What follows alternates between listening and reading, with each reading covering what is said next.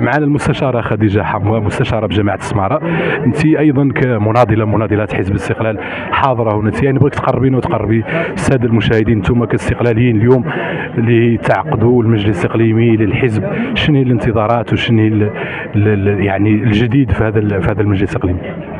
السلام عليكم ورحمة الله تعالى وبركاته. إذا مناضلة حزب الاستقلال وأنا حاضرة هذا اللقاء اليوم، هو محطة من محطات محطات الحزب اللي يعقدها بشكل دوري. شعار الدورة أو شعار هذا اللقاء هو السمارة مدينة واعدة بين الواقع والآفاق. انتظاراتنا نحن كاستقلاليين واستقلاليات على صعيد الإقليم، أولا نثمن ما حققه الحزب إلى حدود الساعة من انخراط يعني في التنمية المحلية على صعيد السمارة، من تحقيق عدة نقط كانت في البرنامج العمل الحزبي اللي كان سطرها الحزب في بداية هذه الولاية. كانت مجموعة من النقط اللي كنا راهن عليها، والحمد لله اليوم شفناها على أرض الواقع، هي حقيقة ما كنا نتطلع له بالأمس كآفاق نعيشه اليوم كواقع على صعيد السمارة.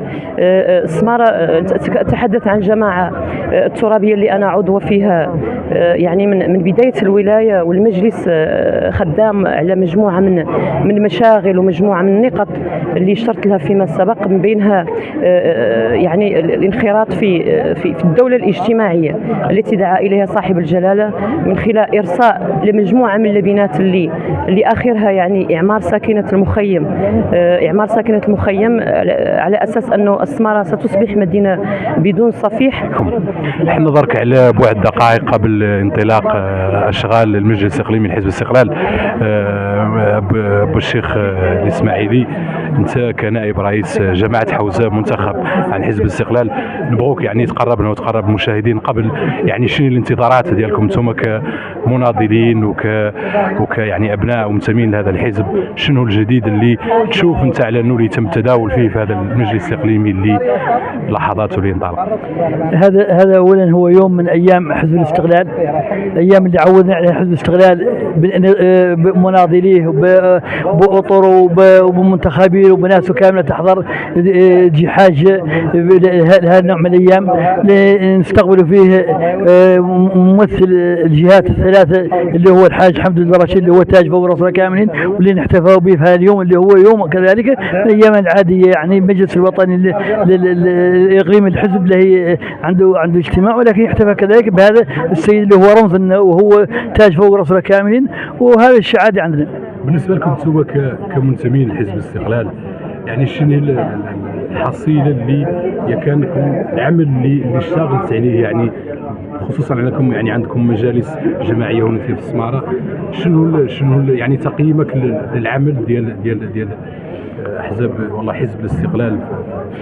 الحمد لله في جهه العيون الساقيه الحمراء وخصوصا اقليم السماره، انجازات حزب الاستقلال وعد بها في الحمله الانتخابيه ديالو، يعني جلها والله كامله تحققت وتحقق اكثر من اللي وعدت به، والحمد لله باين في الميدان والناس راعي فيه كامله وحاسه به كانوا، وما يقدر حد يكون باقي تكون ظاهر للعيان كامله الساكنه حاسه به، ونحن حاسين فرحانين به، ونتمنى عنه يزيد عود اكثر، لان اقليمنا نتمنى له الافضل ونتمنى له لا يزيد قدام، ونتمنى له يعني يجي ياسر من شيء قد ينفع هاي الساكنه اللي هي ساكنه في الحقيقه تبغي ياسر من المشاريع، وتبغي ياسر من النماء، وتبغي ياسر من التهلط في شبابها وبطالينها وفي المشاريع اللي ترفع من يعني في التنميه في هذا الاقليم. هذا هو اللي نتمناه عن حزبنا عنه يسعى هذا الطريق، برغم انه معنا ما مقصرين، ولكن دائما نبغى الزياده، ونبغى كذلك عن نعودوا مساهمين في فتح المعبر الحدود اللي فتحنا مع ابقال الموريتاني واللي هو يمشي للعمق الافريقي. هذا كامل نحن نحسبوها من انجازاته ومن عملنا اللي نحن ناضل من اجله، واللي هو الحمد لله اطرنا وقيادتنا يعني خدام على هذا، ونحن من وراها كامل، هذه هي المكاسب اللي نشوفها عنها في هذا. السلام عليكم. عمر دخيل، انت كمستشار بجماعه السماره، واحد المناضلين ديال حزب الاستقلال، نبغوك يعني انتم اليوم قبل لحظات من انطلاق الدوره العاديه للمجلس الاقليمي لحزب الاستقلال بالسماره. نبغوك تقربنا وتقرب الساده المشاهدين يعني شنو الجديد في هذا المجلس الاقليمي، وانتم كمنتخبين يعني الحصيله ديالكم من داخل الحزب والبرامج اللي سطرتوا وتعاقدتوا فيها مع الناس منين لحقتوا، وكانكم يعني تقييمكم مبسط للعمل. المهم اليوم الدورة العادية ديال المجلس الإقليمي بمدينة السمارة واللي تريث بطبيعة الحال الأخ حمدي عضو اللجنة التنفيذية تحت شعار مدينة واعدة بين الواقع والآفاق، واللي بطبيعة الحال أولا زيارة الأخ حمدي جاء على أساس باش يشوف منين وصل تقريبا الوعود اللي كنا عطينا للناس في طال الانتخابات. كم تقريبا قطعنا في هذه الاشواط، كم من الاشواط اللي تقريبا قطعنا بالنسبه للجماعه الحضريه بالخصوص، وحتى بالنسبه للجماعات جماعات ترابيه والله بما يسمى كان بالجماعات القرويه، هم قائمين بحمل اولا البنيه التحتيه، مركزين على البنيه التحتيه والعنصر البشري. هذا هم الاهتمامات تقريبا الاثنين اللي مركز عليهم ضريك بالنسبه لمدينه السماره، اللي من طبيعه الحال قطعنا فيها اشواط مهمه. الكمال من طبيعه الحال شيء مستحيل، ولكن نقولوا بان تقريبا بالنسبه للوعود اللي كنا عطينا تخطينا فيها تقريبا 60%، واللي نتمناه ان شاء الله على اساس باش تتم مع نهايه الولايه. ومن طبيعه الحال يستحيل، ولكن على الاقل تبقى المشاريع الثانيه والبرامج الثانيه اللي كنا نطمح لها ان شاء الله على في اطار التنفيذ، والله على الاقل تبدا في التنفيذ ان شاء الله. شكرا بارك الله فيك. الله يطول. محمد لمين الراقب، انت احد اطر حزب الاستقلال بمدينه السماره ومناضل من مناضلين ديال الحزب، فاعل جمعوي فاعل حقوقي من ابناء هذا الاقليم. وحنا لحظات قبل انطلاق الدوره العاديه المجلس الاقليمي اللي يشرف عليها الحاج مولاي حمدي، نبغوك تقربنا يعني شنو الجديد ديال هذه الدوره ديال المجلس الاقليمي لحزب الاستقلال، انتم كاستقلاليين يعني ما الذي تحقق يعني كتقييم قبل انطلاق هذه الدوره؟ شكرا على مواكبتكم الحيه لفعاليات هذه الدورة العادية للمجلس الإقليمي لحزب الاستقلال اللي يترأسها المناضل الكبير والشيخ الجليل مولاي حمدي ولا الرشيد. وانتم تعرفوا هذه الدينامية الكبيرة اللي حققها حزب الاستقلال، وتعرفوا انتم كإعلام على أن السمارة قلعة من قلاع حزب الاستقلال، ونحن كفعاليات وكمناضلين من حزب الاستقلال نعلق آمال كبيرة على قيادتنا في الحزب، سواء على المستوى الإقليمي أو على المستوى الوطني.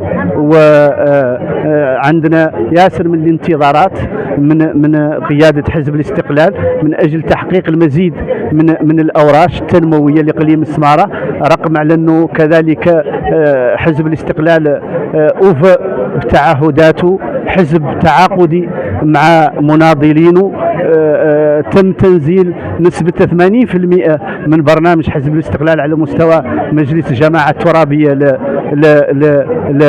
الجماعة الترابية للسمارة المجلس البلدي، تم تنزيل البرنامج كامل وتوج بمشاريع التأهيل الحضاري اللي كان لها الوقع والأثر الملموس. نفس الشيء بنفس النفس ونفس الدينامية يجي انعقاد هذه الدورة في ظل حراك كبير يعرفوا حزب الاستقلال، وخير دليل على ثقة ساكنة إقليم السمارة في حزب الاستقلال هذا التواجد، هذا الكم الكبير من المناضلين والمناضلات. وإحنا كفعاليات من هذا الإقليم نعلق آمال كبيرة على قيادة حزب الاستقلال من أجل تحقيق المزيد من تطلعات ساكنة السمارة، ولا يساورنا أدنى شك أن قيادتنا لن تدخر أي جهد من أجل الرقي بمسار التنمية في إقليم السمارة، والسمارة وساكنتها تستحق الكثير من هذه المشاريع. شكرا. أنا سي مناضلات الحزب ديال الاستقلال، نبغوك يعني تعطينا يعني تقربينا من هذا المؤتمر اللي يترأسه الحاج مولاي حمدي. اهلا وسهلا. احنا اليوم جينا نحضروا لهاي الدوره العاديه لحزب الاستقلال ونستقبلوا الحاج حمدي، ورانا زين عندنا نتموا ما يبطى عنا ذا الاجتماع ولا يبطى عنا ذي الدوره تم لك الساعه تكررنا، لانه خالقين ناس جدد وخالق شباب جديد متوجه لحزب الاستقلال، وان شاء الله يكمل علينا وعلى الجميع بخير. شكرا جزيلا.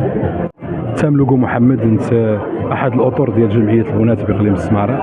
اليوم شناكم كتشرفوا على العمليه ديال التنظيم ديال هذا المجلس الاقليمي ديال حزب الاستقلال. نبغيك تقربنا يعني انتم كمناضلين ديال الحزب، شنو الجديد اللي تجي به هذه الدوره ديال المجلس الاقليمي؟ انتم كشباب بسم الله الرحمن الرحيم. الحمد لله على كل حال. تأتي هذه الدورة في إطار يعني الدورة العادية للمجلس الإقليمي لحزب الاستقلال بالسمارة.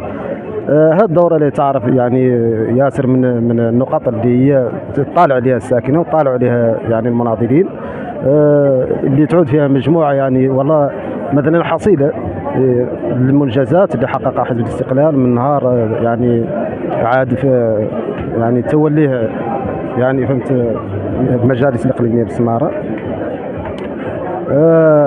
يعني حاصله اللي عدلها في هذه المده هذه كامله من العمل الدؤوب ومن يعني الاستحقاقات اللي كانت معطله فيما سبق، وذلك الحمد لله ياسر من المشاكل انفتحت، وعلى راسها مثلا المشكل ديال المخيم وبالخصوص. محمد، حزب الاستقلال قوي في السماره ولا؟ حزب الاستقلال قوي بحكم المناضلين اللي فيه، يعني هو فيه نوعيه من المناضلين وفيه هم اللي فهمت عنده رؤيه وعنده عمل جاد. الناس باغيه تخدم صراحه عمل جاد اللي قد يخدم به اي واحد عمل جاد، وحنا ندعو من هذا المنبر مولي عنه اللي عنده باغي يخدم حقيقه يلتحق بينا. ندوروا احنا مجموعه من الشباب، باغلب الشباب ينخرطوا في العمل السياسي باش يقدوا انهم يحققوا هم رؤيتهم فيما يخص الدسره. الدسره خاصه ياسر من العمل الدؤوب، وياسر من العمل المستمر، وياسر من التكاتف، وياسر من التضامن.